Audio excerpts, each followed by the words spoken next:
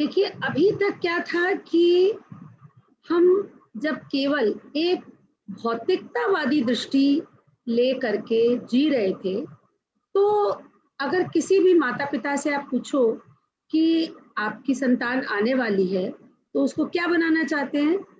तो शायद सभी ने 2 ही जवाब सुने होंगे, एक डॉक्टर, एक इंजीनियर। इसके अलावा कोई करियर नहीं जानता था, इसके अलावा कोई विचार नहीं आता था मन में कि नहीं, हम उसको एक अच्छा इंसान भी बना सकते हैं, हम उसको कोई और करियर अपॉर्च्युनिटी भी दे सकते हैं, या ये भी कि हम बच्चे के ऊपर छोड़ देंगे कि वो कैसा बनेगा।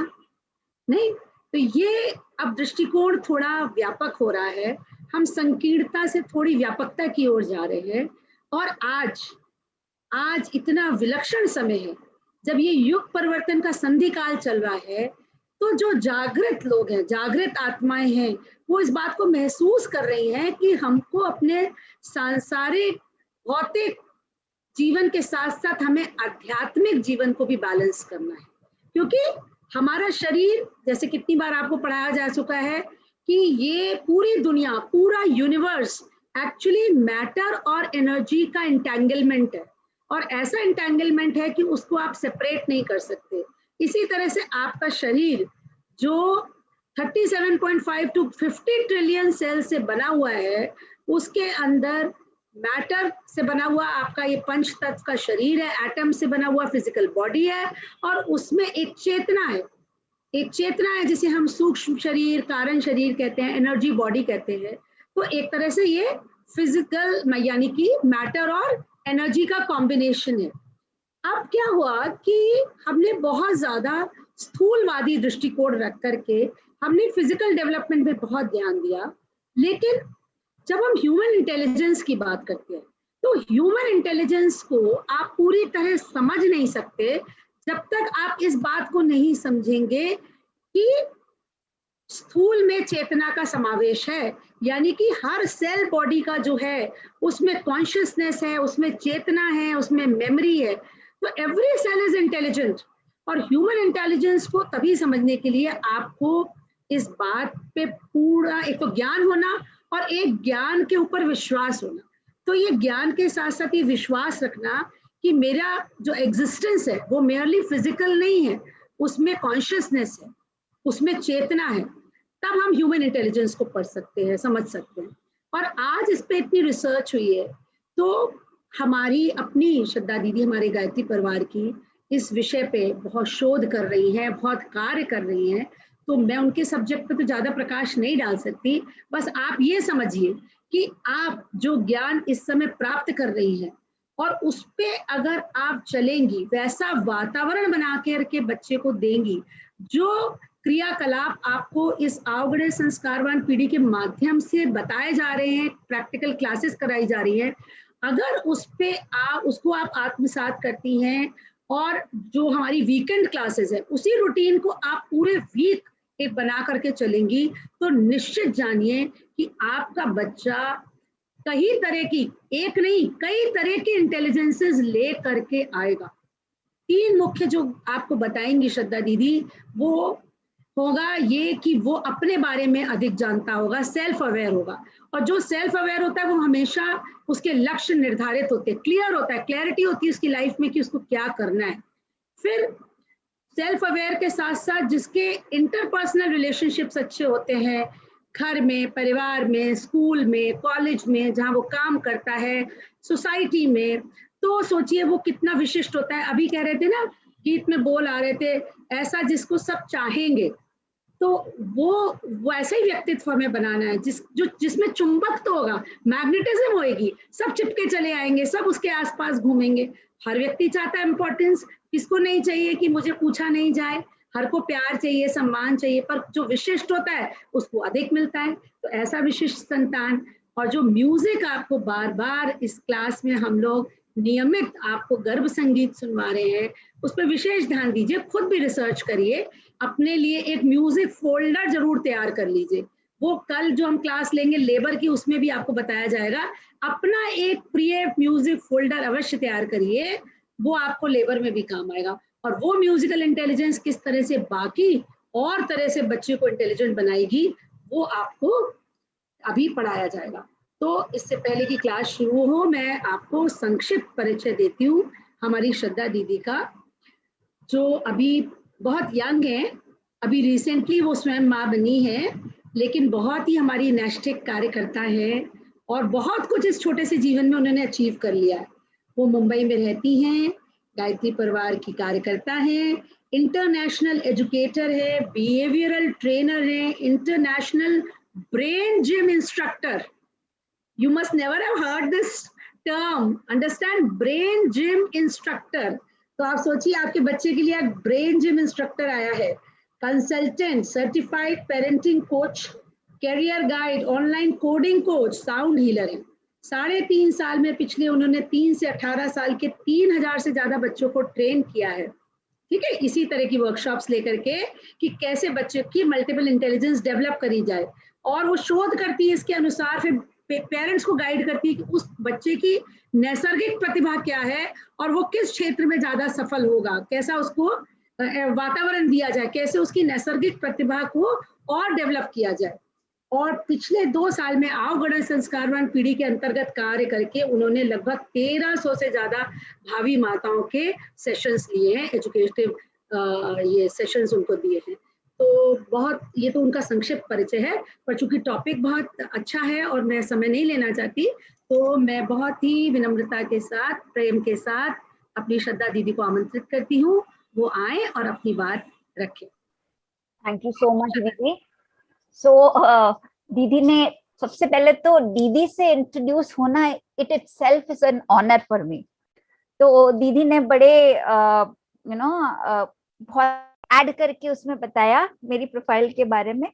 तो एक्चुअली सबसे बड़ा अचीवमेंट मेरी लाइफ का है कि मुझे गुरुदेव मिले, तो मैं उनकी शिष्य हूँ। इससे बड़ा सौभाग्य मेरे जीवन में और कोई भी नहीं है।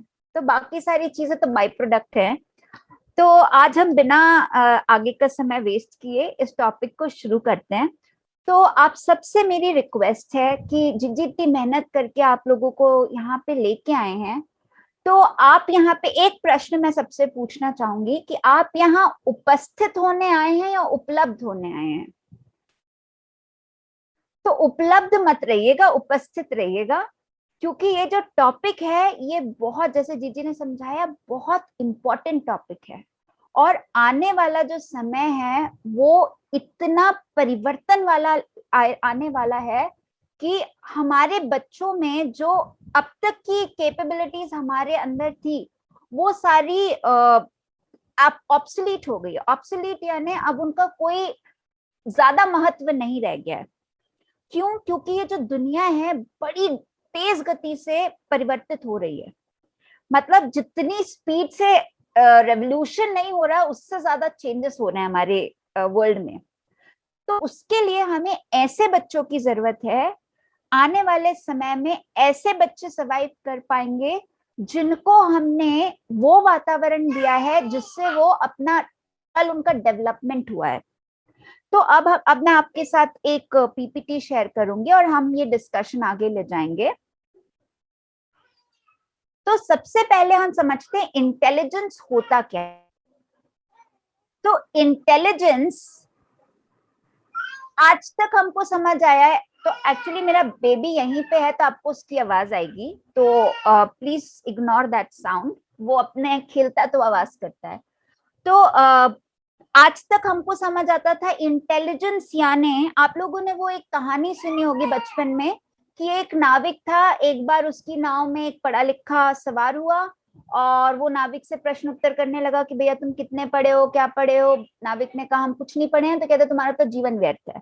फिर जब वो बीच मझधार में गए, जब नाव डूबने लगी, तब नाविक ने उनसे पूछा कि अरे आपको तैरना आता है? कहते नहीं। तो कहते फिर कोई बात नहीं, अब तुम मतलब तुम्हारा तो व्यर्थ है जीवन, मतलब अब तो तुम बिल्कुल मौत के कगार पे पहुंच गए हो। तो तात्पर्य ये स्टोरी का शेयर करने का ये है कि आज हम समझे कि इंटेलिजेंस सिर्फ चीजों को रटना, चीजों को पढ़ पाना, चीजों को याद रख पाना तक सीमित नहीं है। इंटेलिजेंस एक एबिलिटी है जिससे आप अपने एक्सपीरियंस से सीखते हैं। और क्या सीखते हैं और क्यों सीखते हैं? आप इसलिए सीखते हैं कि आप प्रॉब्लम्स को सॉल्व कर सकें, और जो आपने नॉलेज लिया है आप उसके साथ खुद को अडेप्ट कर पाए।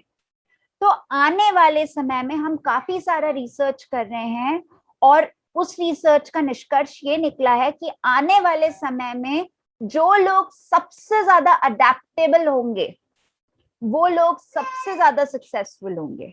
अब देखिए, कोविड आया, कितनों की नौकरियां चली गई। वर्ल्ड के वर्ल्ड के 1/4 जो एम्प्लॉयज थे उनकी नौकरियां चली गई। क्यों?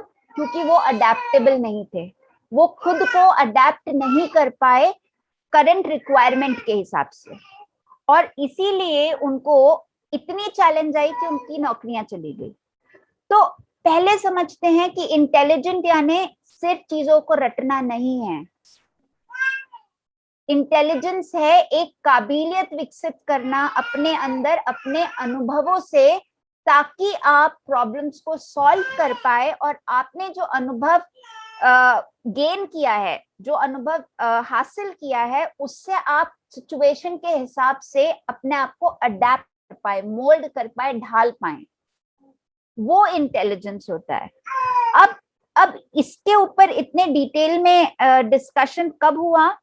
तो एक हार्वर्ड यूनिवर्सिटी के एक प्रोफेसर है, प्रोफेसर हार्वर्ड गार्डनर, उन्होंने ये टर्म टॉस किया मल्टीपल इंटेलिजेंस का। तो मल्टीपल इंटेलिजेंस के बारे में उन्होंने उन्होंने वो पिछले 40 साल से शोध कर रहे हैं, अभी भी वो रिसर्च कर ही रहे हैं, और हमारी टीम उनके साथ जुड़ के काम करती है। तो वो उन्होंने क्या पता लगाया कि सिर्फ लोगों की पढ़ाई लिखाई में केपेबल होने की क्षमता से इंटेलिजेंस नहीं होती, और उन्होंने लाइफ के कुछ एग्जाम्पल्स देखे, कुछ ऐसे व्यक्तित्व को के बारे में गहन अध्ययन किया, जिससे उनको समझ आया कि इंटेलिजेंस कई प्रकार की होती है। तो उसमें उन्होंने एल्बर्ट आइंस्टाइन का व्यक्तित्व पढ़ा, उन्होंने ओलांजो क्लेमेंस एक हैं उनके लाइफ के बारे में पढ़ा, डेरेक पेराविंसिनी के बारे में पढ़ा। तो एल्बर्ट आइंस्टाइन, आप सब जानते होंगे कि वो उनके जैसा जीनियस आज तक पैदा नहीं हुआ, और जब उन्होंने उनकी लाइफ के बारे में पढ़ा, तो जब एल्बर्ट आइंस्टाइन 4 या 4.5 साल के थे, उनको उनकी स्कूल से निकाल दिया गया था, और उनके निकालने की वजह ये थी कि उनकी टीचर्स ये बिलीव करती थी कि एल्बर्ट आइंस्टाइन क्योंकि बोल नहीं पाते हैं, तो वो अपनी लाइफ में कुछ भी नहीं कर पाएंगे, और उनको स्कूल टिकेट कर दिया गया। और जब एल्बर्ट आइंस्टाइन की मम्मी को ये पता चला, तो एल्बर्ट आइंस्टाइन और उनकी टीचर्स ने साफ बोला कि आपका बच्चा डम है, डम यानी भोंदू बच्चा है, इसका कुछ नहीं हो सकता लाइफ में, ऐसा उनको साफ साफ शब्दों में उनकी मम्मी को कह दिया गया। पर माँ का जो संकल्प होता है, माँ में इतनी शक्ति है कि वो अपने बच्चे का भविष्य पलट सकती है, और उनकी माता ने ये एक्सेप्ट करने से बिल्कुल इनकार कर दिया कि मेरा बच्चा डम है, और उन्होंने एल्बर्ट को उनकी इंटेलिजेंस को समझ के उनके लिए वो वातावरण घर में ही क्रिएट किया, जिससे विश्व को एल्बर्ट आइंस्टाइन जैसे जीनियस मिले। अगर उनकी माँ इतनी दृढ़ संकल्प वाली नहीं होती, तो सोचिए एल्बर्ट का क्या होता और विश्व का क्या होता। एल्बर्ट का तो जो होता विश्व को एक इतने महान साइंटिस्ट रिसर्चर से हाथ धोना पड़ता, अगर उनकी माँ इतने दृढ़ संकल्पी नहीं होती तो। फिर दूसरे थे ओलांजो क्लेमेंस। ओलांजो क्लेमेंस जब बहुत छोटे थे तो वो गिर गए थे, और उससे उनके सिर पे गहरी चोट आई, और हुआ ये कि उससे उनकी भाषा और चीजों को समझने की जो एबिलिटी थी उस पे इम्पैक्ट हुआ। पर कुछ समय के बाद ऐसा हुआ उनकी लाइफ में, ऐसी कुछ हादसा हुआ कि वो कहीं गए और उन्होंने एक वुल देखा, एक सांड देखा, और जब वो घर आए तो उन्होंने हूबहू मिट्टी से वैसे का वैसा सांड तैयार किया। और जब उनके पेरेंट्स को ये पता चली, और उनके पास फोटोग्राफिक मेमोरी थी, तो वो किसी भी एनिमल को, क्रीचर को अगर देख लेते थे तो उसका हूबहू मूर्ति वो अपने हाथ से तैयार कर लेते थे, चाहे वो मिट्टी से, चाहे वो पत्थर को नक्काशी करके वो तैयार करते थे। और इस एबिलिटी के चलते ओलांजो क्लेमेंस विश्व के सबसे विख्यात स्कल्पचर जो मूर्तिकार है उसके लिए प्रसिद्ध हुए। एक बच्चा जिसकी जीवन की संभावनाएं लगभग खत्म होती नजर आई, उन्होंने चीजें पलट दी। फिर दूसरे एक व्यक्तित्व थे डेरिक पेराविंसिनी। तो डेरिक पेराविंसिनी बचपन में वो छत से गिर गए थे और इस वजह से वो अंधे हो गए, उनकी आंखों की रोशनी चली गई और इसके चलते उनकी पढ़ाई पे भी प्रभाव पड़ा। पर एक बार ऐसे हुआ कि वो कहीं गए और उनको पियानो मिला और उन्होंने जैसे पियानो को छुआ, उन्होंने उसको बिना प्रायर नॉलेज के उसको ऐसा प्ले किया जैसे उनको उसमें महारत हासिल है। और जब उनके पेरेंट्स ने ये देखा तो उन्होंने उनको पियानो लाके दिया और बिना किसी फॉर्मल ट्रेनिंग के डेरिक वर्ल्ड के बेस्ट पियानिस्ट में से हैं। तो इन सारे व्यक्तित्व की चर्चा हम कर रहे हैं क्योंकि इन सब में कोई एक मल्टीपल इंटेलिजेंस बहुत हाई थी और जिसके वजह से उनके ऊपर जब शोध किया गया तो पता लगा कि ऐसा कोई टर्म होता है जैसे जिसको हम मल्टीपल इंटेलिजेंस बोलते हैं और वो हर इंसान में, हर व्यक्तित्व में होता है। मुझे 1 मिनट का समय चाहिए होगा, मुझे राम को गोद में लेना होगा, बस 1 minute. So I am so sorry for that. मैं राम को 1 मिनट में गोद में ले लेती हूँ।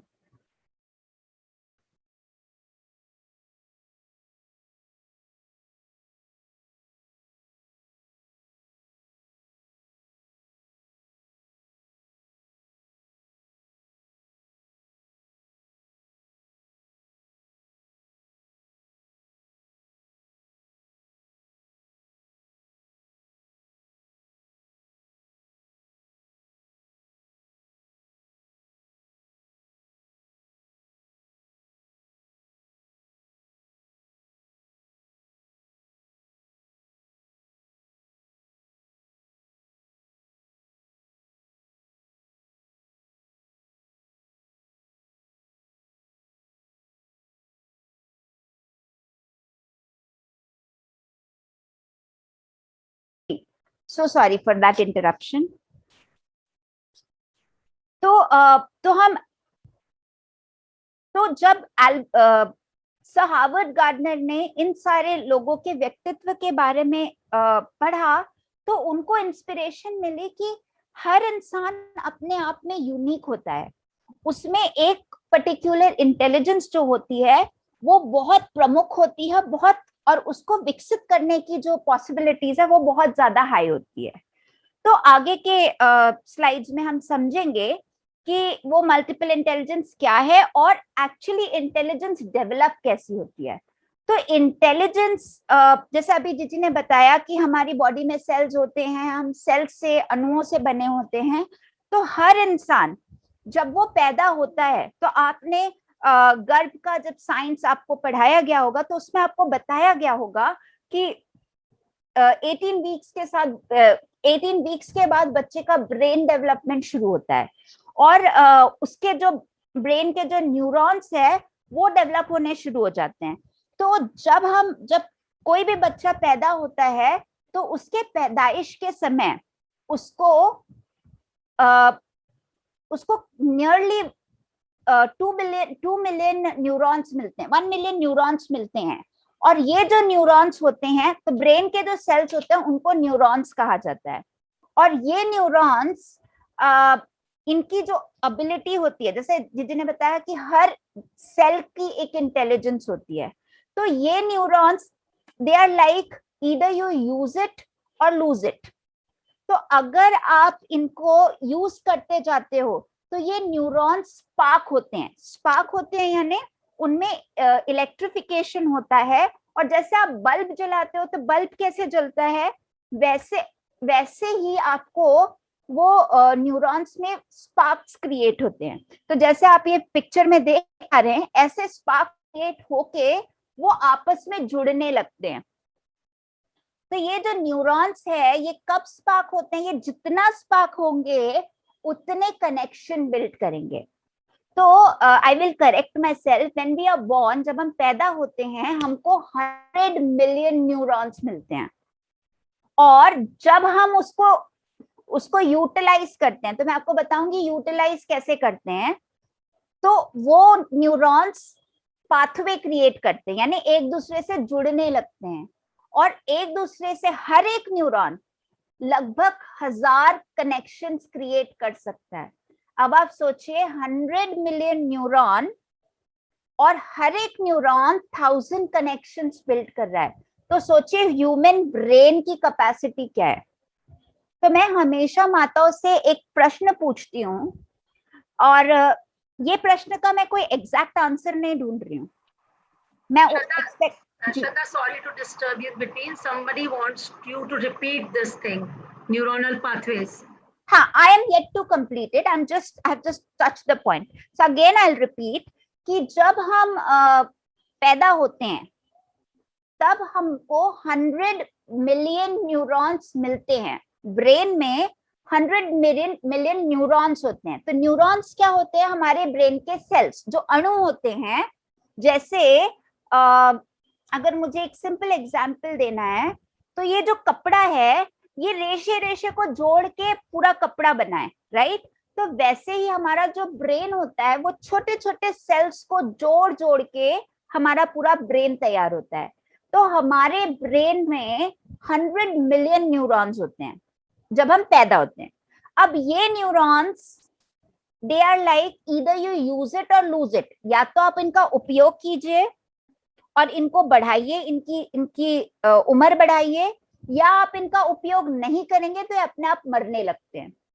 तो बुढ़ापे में लोग भूलने क्यों लगते हैं? क्योंकि उनके न्यूरॉन्स जो हैं वो मर जाते हैं, इसीलिए उनको उनकी याददाश्त कमजोर हो जाती है। और अगर आप देखेंगे कि जो बुजुर्ग सात्विक दिनचर्या में हैं, वो काफी लंबे समय तक उनकी जो इंटेलिजेंस है वो बनी रहती है। क्यों बनी रहती है? क्योंकि उन्होंने अपना एक एनवायरनमेंट क्रिएट किया है जिससे उनके जो न्यूरॉन्स है वो कंटिन्यूअसली उनका जो क्या कहते हैं, उनको जान मिल रही है, और जिससे उनकी उम्र, उनके न्यूरॉन्स की उम्र बढ़ रही है। तो न्यूरॉन्स जब हम कोई भी चीज पहली बार करते हैं तो ये न्यूरॉन्स स्पार्क होते हैं। स्पार्क होते हैं यानी इलेक्ट्रिफिकेशन होता है आपके सेल में, ब्रेन के सेल में, और उनमें से प्रकाश निकलता है। जैसे आपने लाइट स्विच ऑन किया तो बल्ब ग्लो करता है, the same way your brain creates like it circulates electricity, और वो न्यूरॉन स्पार्क होते हैं। और जब ये न्यूरॉन स्पार्क होते हैं ये एक दूसरे से जुड़ने लगते हैं। जैसे आप पिक्चर में देख रहे हैं, ये न्यूरॉन्स एक दूसरे से जुड़ के लाइन फॉर्म कर रहे हैं। इसको कहते हैं न्यूरोलॉजिकल पाथवे, या इसका एक प्लास्टिसिटी करके भी टर्म है। तो न्यूरल, तो इसीलिए बोलते हैं brain is a muscle, and that's why there is a concept of brain gym. तो हम आगे के क्लासेस में आपको ब्रेन जिम के बारे में भी सिखाएंगे। तो आज ब्रेन मसल है, और उसके जो न्यूरॉन्स है उसको आप जब आप कुछ सीखते रहते हैं तो ये न्यूरॉन्स स्पार्क होते रहते हैं और पाथवेज क्रिएट करते रहते हैं, और एक न्यूरॉन लगभग 1000 कनेक्शंस क्रिएट कर सकता है। तो सोचिए आपके ब्रेन का पोटेंशियल क्या है। Now I will come to a question, जो वो क्वेश्चन है, ये गुरुदेव की ही किसी बुक में ये क्वेश्चन पूछा था, और ये क्वेश्चन लाइफ चेंजिंग क्वेश्चन है अगर आप समझे तो एक एप्पल के अंदर कितने बीज होते हैं? मैं कोई एक्यूरेट रिप्लाई नहीं ढूंढ रही। कितने बीज होते हैं? Please use the chat window, let's make the session interactive. एक एप्पल के अंदर कितने? 6 8, yes yes, very good. 7 to 8, 6 to 8, तो एवरेज मान के चलिए कम से कम एक एप्पल में 4 बीज होते हैं।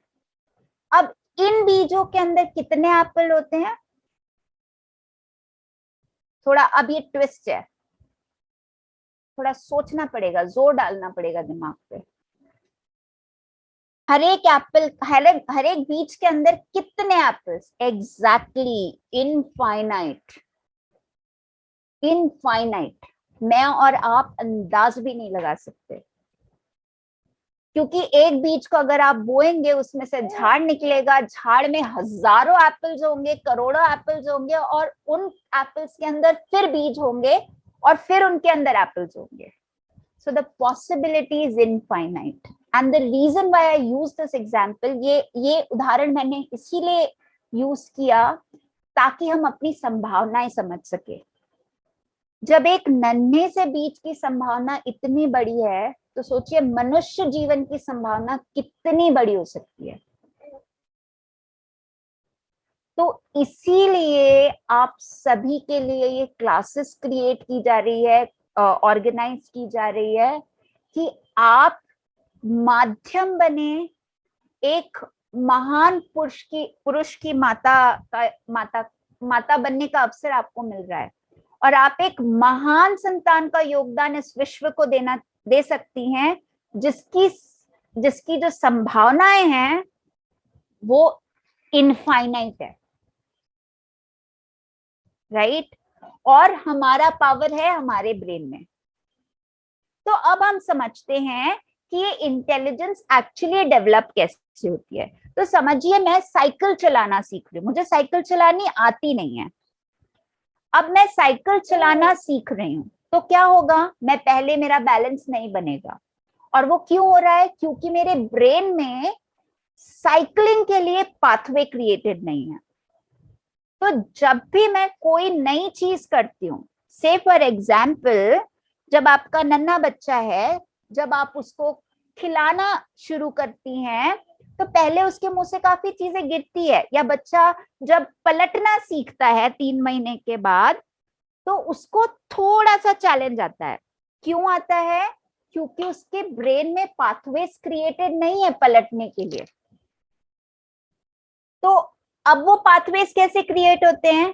तो जब हम, जैसे मैं साइकिल चलाना सीख रही हूँ, तो मैं जैसी साइकिल का हैंडल पकड़ूंगी और साइकिल की सीट पे बैठूंगी, तो मेरे ब्रेन के जो सेल्स हैं, जो न्यूरॉन्स है, वो स्पार्क होने लगेंगे, और जब ये स्पार्क होंगे ये आपस में जुड़ना शुरू करेंगे, और जैसे जैसे ये जुड़ेंगे साइकिलिंग का पाथवे मेरे ब्रेन में बनता जाएगा।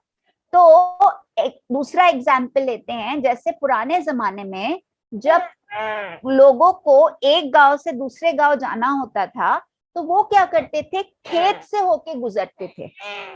तो जब एक इंसान किसी खेत से गुजरा, तो जैसे ही वो गुजरता है, जो झाड़ियां होती थी वो थोड़ी सट अलग हो जाती थी, एक दूसरे से अलग हो जाती थी, और एक रास्ता जैसे दिखने लगता था, और समझ आता था कि यहाँ से कोई गुजरा है।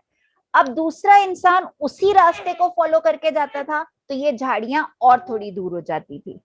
उसके बाद लोग उससे फिर जाने लगे। जैसे जैसे लोगों ने रिपीट किया वो रास्ते से चलना, वहां पे एक पगडंडी तैयार हुई। पगडंडी तैयार होके बाद में लोग अपनी बैलबंडियां वहां से ले जाने लगे, तो वो और चौड़ा हो गया। फिर लोग अपनी गाड़ियां वहां से ले जाने लगे, वो और चौड़ा हो गया। फिर उस पर हमने टारिंग कर दी, तो वो हाईवे बन गया। तो ऐसे ही जो भी आपको ये आवगड़े संस्कारवान पीढ़ी में जो एक्टिविटीज कराई जाती हैं, वो एक्चुअली आप क्या कर रहे हो? अपने बच्चे के दिमाग में पाथवेज क्रिएट कर रहे हो। तो इसीलिए गर्भ संस्कारित बच्चे जब आते हैं, क्योंकि रास्ता बना हुआ है, अब आप उस पे से साइकिल ले जाइए, स्कूटर ले जाइए, रिक्शा ले जाइए या ट्रक ले जाइए, और ये पाथवेज कैसे बनते हैं? जब आप किसी एक्टिविटी को दोहराते हैं, रिपीट करते हैं, जितनी तन्मयता से उसमें पार्टिसिपेट करते हैं, ये पाथवे उतने स्ट्रॉन्ग बनते हैं। इसीलिए जब आपका बच्चा आता है, उसके पास पाथवे तो क्रिएटेड है, अब आप सिर्फ उस पर गाड़ी ले जा रहे हो, तो इसीलिए जब बच्चा आता है, आप उसको ABCD सिखाते हो, पाथवे क्रिएटेड है, फटाफट सीख लेता है। आप उसको मैथ सिखाते हो, साइंस के कॉन्सेप्ट सिखाते हो, या आप उसको कोई ऐसी चीजें जो दूसरे बच्चे, जो गर्भ संस्कारित बच्चे नहीं हैं, जिनके पेरेंट्स माइंडफुल नहीं थे, उनके कंपैरिजन में आपका बच्चा जल्दी इसीलिए सीख पाता है क्योंकि उसके पास पाथवे ऑलरेडी क्रिएटेड है। तो ऐसे ही इंटेलिजेंस डेवलप होती है। अब हम समझते हैं मल्टीपल इंटेलिजेंस। तो हमारे ब्रेन के कई सारे हिस्से होते हैं, पार्ट्स होते हैं। तो वैसे मेजरली ब्रेन के दो पार्ट्स हैं, one is right side of your brain and another is left side. तो दाहिना साइड आपके ब्रेन का, और आपके ब्रेन का बाया साइड। तो जो दाहिना साइड है, तो आपके ब्रेन का जो कनेक्शन है वो उसके बीच में, जो ब्रेन के जो दो हिस्से हैं उसके बीच में एक ब्रिज है, उसको बोलते हैं कॉर्पस क्लाज़म। तो कॉर्पस क्लाज़म क्या करता है, ये दोनों साइड को कनेक्ट करता है। तो आपके ब्रेन का जो राइट साइड है वो आपकी लेफ्ट बॉडी को कंट्रोल करता है, और जो लेफ्ट साइड है वो राइट साइड को कंट्रोल करता है। और जब आप तो अब इन साइड्स में भी अलग अलग सेक्शन है। हाँ, और दूसरी इंपॉर्टेंट चीज, आपका जो राइट साइड है वो आपके ब्रेन का क्रिएटिव साइड है। तो जितनी भी रचनात्मक एक्टिविटीज हैं उसका जो कोऑर्डिनेशन है या ऑपरेशन है वो right side of your brain controls that. तो आपका दाहिना साइड सारी रचनात्मक क्रियाओं को कंट्रोल करता है। आपका जो लेफ्ट साइड है वो आपका लॉजिकल साइड है। तो जितने भी न्यूमेरिकल एनालिसिस, लॉजिक से रिलेटेड कॉन्सेप्ट है वो आपका लेफ्ट साइड करता है ऑपरेट, राइट। तो ये चीजें, और इनमें फर्दर सेक्शंस हैं, ब्रेन में फर्दर सेक्शंस हैं, और ये सेक्शंस का हर एक इम्पॉर्टेंट फंक्शन है। यानी आपके ब्रेन के पार्ट्स हैं, पार्ट्स के अंदर छोटी छोटी थैलियां बनी हुई हैं, उनको लोब्स बोलते हैं। ब्रेन में लोब्स होते हैं। उन लोब्स में जब आप कोई एक्टिविटी, पर्टिकुलर एक्टिविटी करते हो तो न्यूरॉन्स जाके जमा हो जाते हैं। तो जिस लोब में आपके न्यूरॉन्स की डेंसिटी होगी, यानी जितने न्यूरॉन्स, जैसे जिस थैली में जितने सिक्के उसकी वैल्यू उतनी होगी, वैसे ही जिन लोब्स में आपके न्यूरॉन्स का जो नंबर है वो हाई है, वो मल्टीपल इंटेलिजेंस आपकी हाई होगी।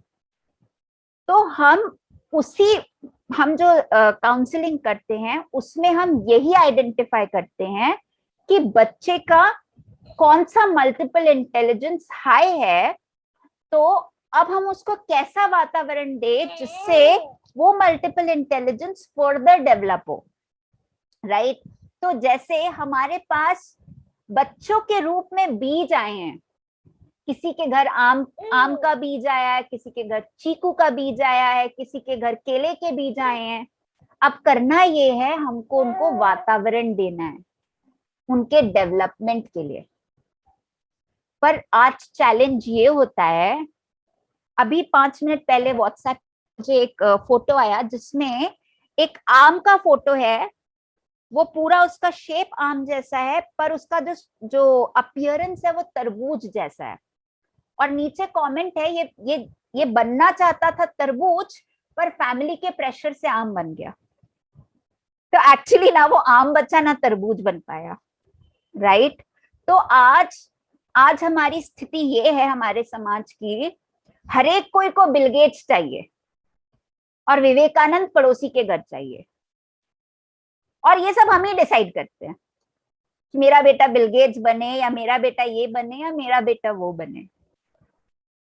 तो एक इम्पॉर्टेंट इंफॉर्मेशन जो मैं आप लोगों को देना चाहूंगी, यहाँ पे हम आपके बच्चे के ब्रेन के न्यूरॉन्स क्रिएट करने के लिए एक्टिविटी करवा रहे हैं। हमें कोई भी अधिकार नहीं है, जीजी ने बिगनिंग में बताया, हर बच्चा एक यूनिक पर्पस से आता है, हर बच्चा कुछ यूनिक गिफ्ट्स लेके आता है, और उन गिफ्ट्स के जरिए वो कुछ ऐसी प्रॉब्लम सॉल्व कर सकता है वर्ल्ड की जो केवल वो कर सकता है। तो एज अ पेरेंट्स हमारा उत्तरदायित्व या हमारी जिम्मेदारी केवल इतनी है कि हम उसे एनवायरमेंट दे, कंडूसिव एनवायरमेंट दे, ऐसा माहौल दे जिससे वो प्रतिभा विकसित होके निखर के बाहर आए। उसमें इंटरफेयर करने की हमको कोई आवश्यकता नहीं है। तो हम लोग यहाँ पे जो बच्चे की विशेष प्रतिभाएं हैं उसको हम आइडेंटिफाई करें और उसके लिए एनवायरनमेंट डेवलप करें समय रहते। इसीलिए ये सेशन आपके लिए किया जा रहा है। अब हम देखते हैं कि इंटेलिजेंस, आर्ट इंटेलिजेंस कौन कौन सी है। तो हर इंसान में ये इंटेलिजेंस अवेलेबल है, हम सब में, बस इसका जो रेशियो है वो कम ज्यादा है। अब जैसे संगीता जी का लॉजिकल और नेचुरलिस्टिक हाई होगा, that is why she is a successful doctor, and definitely उनका इंट्रापर्सनल हाई है, इसीलिए ये कॉम्बिनेशन मिलके she got whatever success she got, right. तो हर एक इंसान में ये ऑटो इंटेलिजेंस है और इनकी डिग्रीज हैं, जिसमें जिसकी डिग्री हाई है वो उस फील्ड में उसके पास पोटेंशियल। तो यहाँ पे हमारे पास उपजाऊ जमीन है। जब हम कहते हैं ये पोटेंशियल बच्चे का हाई है तो हमारे पास उपजाऊ जमीन है, पर फसल के लिए बीज तो बोने पड़ेंगे ना। तो जमीन उपजाऊ है, बच्चे के पास पोटेंशियल है, अब हमको एनवायरनमेंट देना होगा बच्चे में वो प्रतिभा विकसित और उसको अलग लेवल पे ले जाने के लिए। तो ये 8 मल्टीपल इंटेलिजेंस हैं।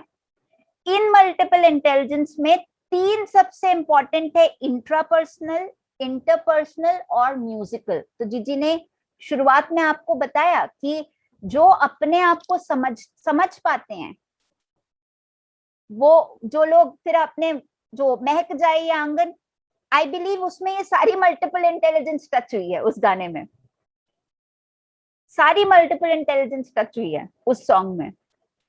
तो अब हम एक एक करके समझते हैं। तो इन सब में सबसे ज्यादा इंपॉर्टेंट अगर कोई है तो ये 3 है, इंट्रा, इंटर, म्यूजिकल।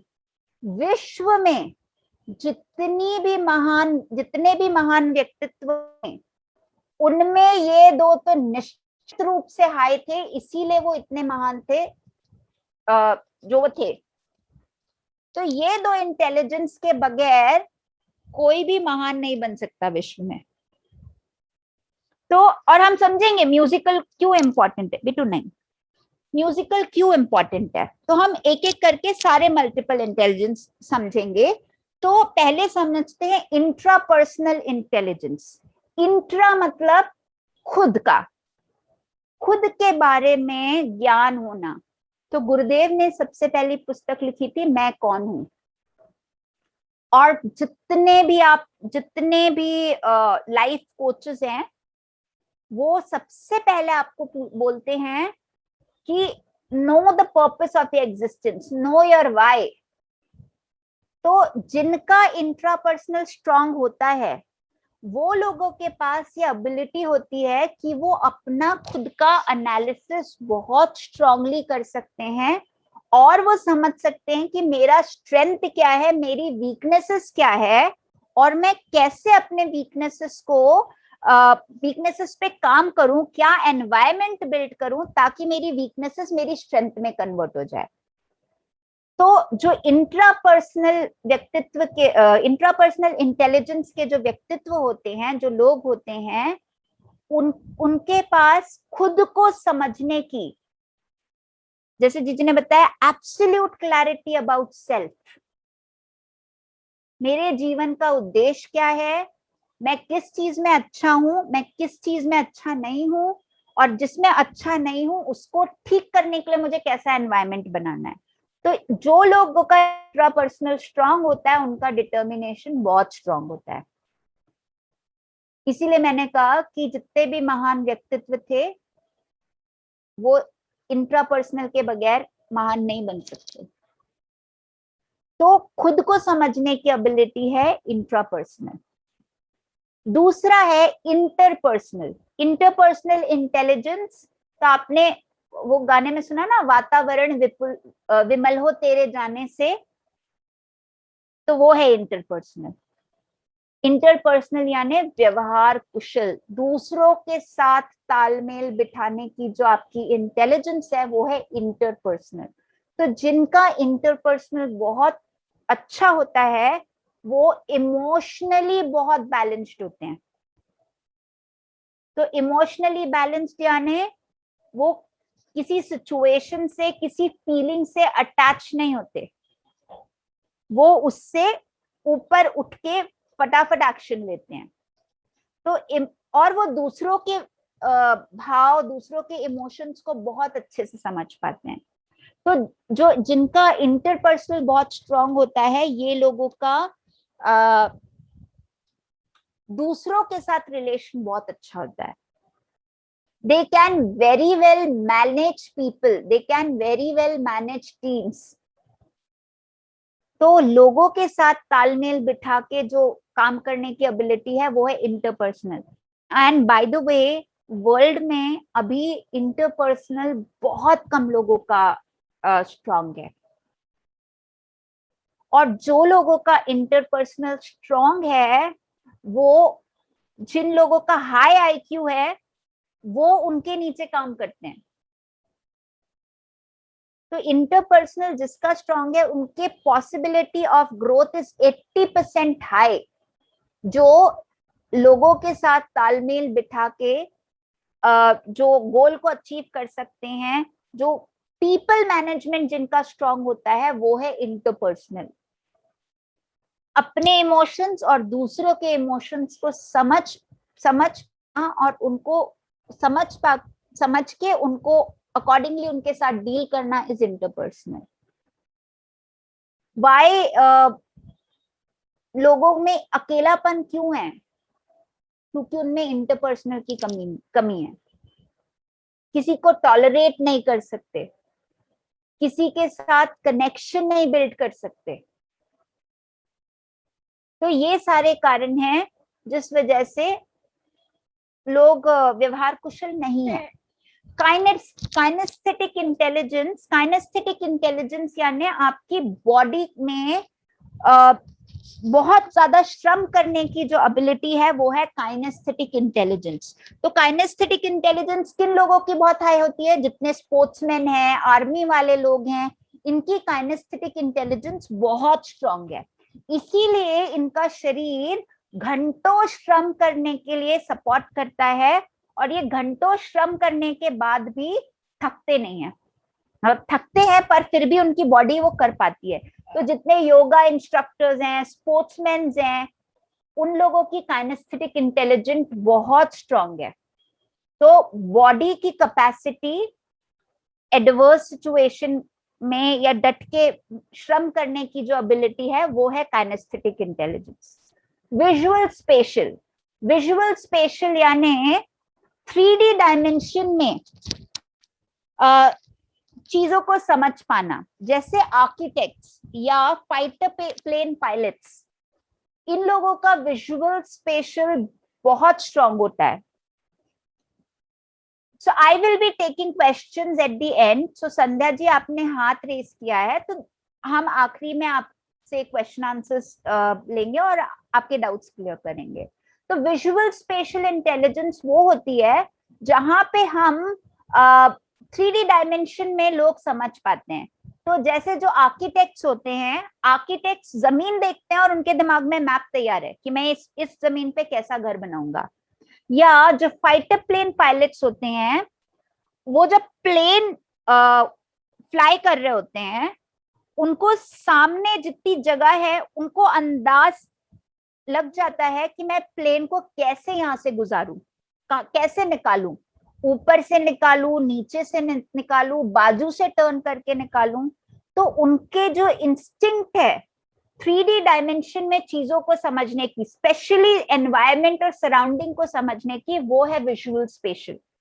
जैसे आपके कई लोग ऐसे होते हैं, simple example day to day life में, जिनका विजुअल स्पेशल स्ट्रांग होता है, उनसे आप पूछे ये कमरे में कितनी कुर्सियां बिठा सकते हो, और जो वो रिस्पॉन्स देंगे वो एक्यूरेट होगा।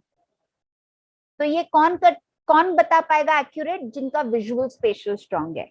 आप किसी से पूछो ये फोन कितना, इसका डायमेंशन क्या होगा, बोलेंगे 6 इंच, 6.5 इंच, और जब आप मेजर करेंगे एग्जैक्टली वो होगा। So that is visual special intelligence. तो मैंने ये एग्जाम्पल दिया फोन का, ऐसे जब वो मेजरमेंट के जरिए जस्ट बाय इंस्टिंक्ट यानी अंदाज से ही वो एक्यूरेट जब बता पाए, वो लोगों को विजुअल स्पेशल स्ट्रांग होता है। नेक्स्ट है म्यूजिकल इंटेलिजेंस। अब म्यूजिकल इंटेलिजेंस 3 इंपॉर्टेंट इंटेलिजेंस में इसलिए है क्योंकि music is very powerful. Music में बीमारियों को, क्रोनिक डिसीजेस हील करने की एबिलिटी है। और म्यूजिक में जब आप म्यूजिक सुनते हैं तो जैसे मैंने आपको समझाया ना कि पाथवे क्रिएट होते हैं, तो पाथवे 2 ही वजह से क्रिएट होते हैं। एक, जब आप कुछ करते हैं, किसी एक्टिविटी में खुद को इन्वॉल्व करते हैं, तब पाथवे क्रिएट होते हैं। और दूसरा, अच्छा म्यूजिक सुनने पे। अगर आप अच्छा म्यूजिक सुनते हैं, ऑटोमेटिकली आपके ब्रेन के न्यूरॉन्स स्पार्क होते हैं, एक दूसरे से जुड़ के पाथवे क्रिएट होते हैं। तो फिर आप जब बच्चे को कुछ भी नई लर्निंग सिखा रहे, या जो लोग म्यूजिकल एबिलिटी जिनकी बहुत स्ट्रांग होती है, या जो किसी ना किसी म्यूजिकल एबिलिटी म्यूजिकल एक्टिविटी में इन्वॉल्व थे, उनकी परफॉर्मेंस दूसरे लोगों के कंपैरिजन में बहुत हाई होती है। And there is a research which was done in again at Harvard University, where they found, उन्होंने 2 ग्रुप बांटे। एक ग्रुप के बच्चों को म्यूजिकल एक्टिविटी में इन्वॉल्व करके उनको बाकी मैथ, साइंस, केमिस्ट्री सारे सब्जेक्ट्स पढ़ाए, और दूसरे ग्रुप के बच्चों को म्यूजिक से बिल्कुल डिप्राइव रखा, उनको बिल्कुल अलग रखा और उनका परफॉर्मेंस चेक किया। तो जो ये बच्चे थे जो म्यूजिकल एक्टिविटीज में इन्वॉल्व थे, इनका परफॉर्मेंस इन ग्रुप के बच्चों से कई गुना ज्यादा था। क्यों था?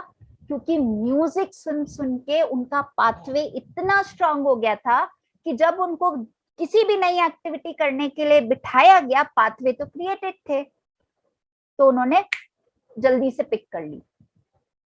इसीलिए म्यूजिक बहुत इंपॉर्टेंट है। नेक्स्ट मल्टीपल इंटेलिजेंस है लिंग्विस्टिक। लिंग्विस्टिक यानी भाषा पे ग्रिप।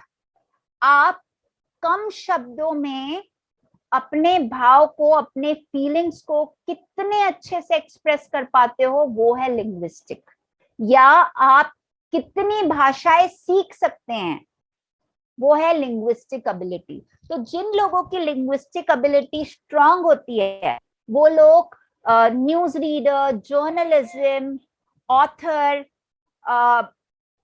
जो पोएट्स, वो ये सब फील्ड में उनको सक्सेस मिलती है। क्यों? क्योंकि उनके ब्रेन का पोटेंशियल लैंग्वेज के लिए बहुत हाई है। नेक्स्ट है लॉजिकल मैथमेटिकल इंटेलिजेंस। तो लॉजिकल मैथमेटिकल इंटेलिजेंस यानी numbers smart, how good you are with numbers. आप, और उसके अलावा, नंबर्स के अलावा आप कॉज एंड इफेक्ट कितने अच्छे से समझ पाते हैं।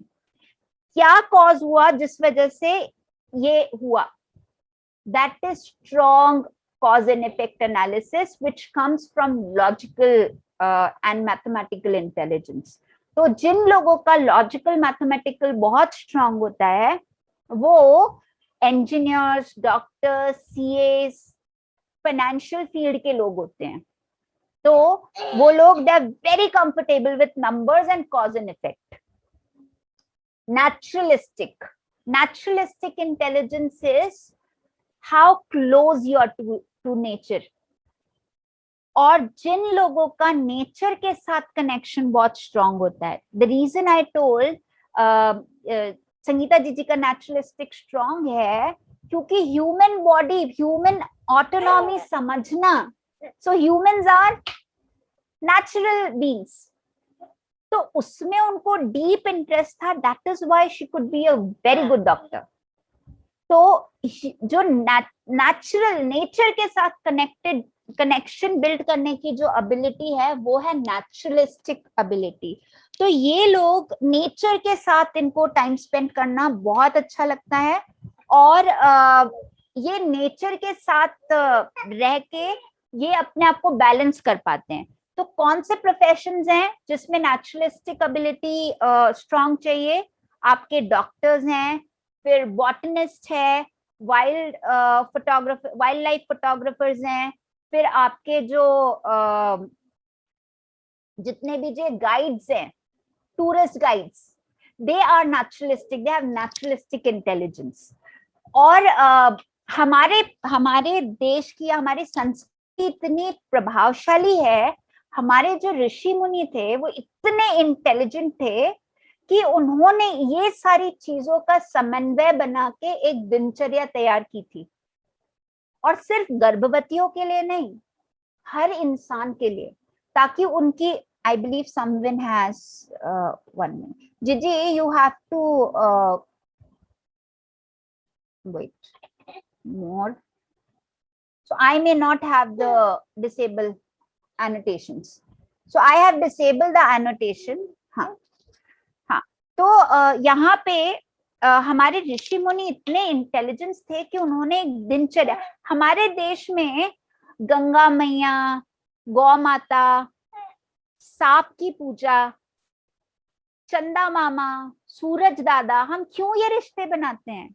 ताकि नेचुरलिस्टिक एबिलिटी, नेचुरलिस्टिक इंटेलिजेंस हमारी स्ट्रांग हो।